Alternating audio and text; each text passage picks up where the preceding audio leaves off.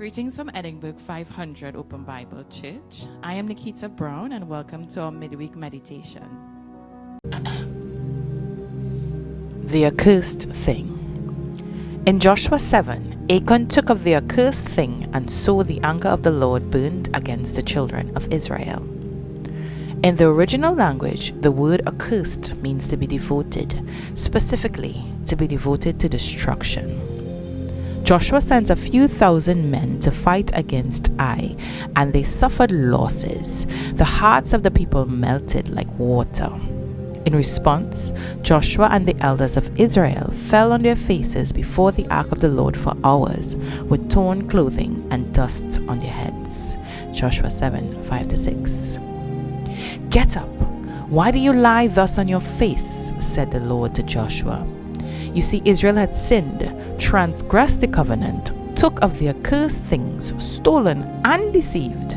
Therefore, they could not stand before their enemies because they had become doomed for destruction. Point to note, Achan's sin translated to the sin of Israel in that they transgressed the covenant and therefore they could no longer stand before their enemies. I want to begin to parallel this with present-day dilemmas. Reading further down the chapter, we see Achan's punishment revealed in verse 15. It's interesting. Achan's punishment was that he and all that he had be burned. His rebellion and ignorance caused him and all that he had to come to a fiery end. Similarly, if we too are rebellious and ignorant, we would find ourselves meeting the same end, to be cast into eternal fire. Let's look at the whole picture now. So this man Achan gone up inside Ai and decided to covet a goodly Babylonish garment, 200 shekels of silver and a wedge of gold of 50 shekels weight, clothes and money. My God. Doesn't that sound like the kind of things people do today? Craving clothes, money, and the things money can buy? Another point to note. In the new covenant, we are told to be in the world and not be of the world.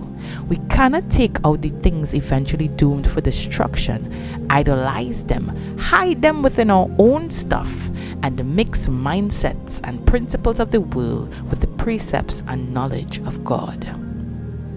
Metaphorically, they went into Ai, their world at the time, and one ignorant, rebellious guy stole some things and hid it within his own stuff.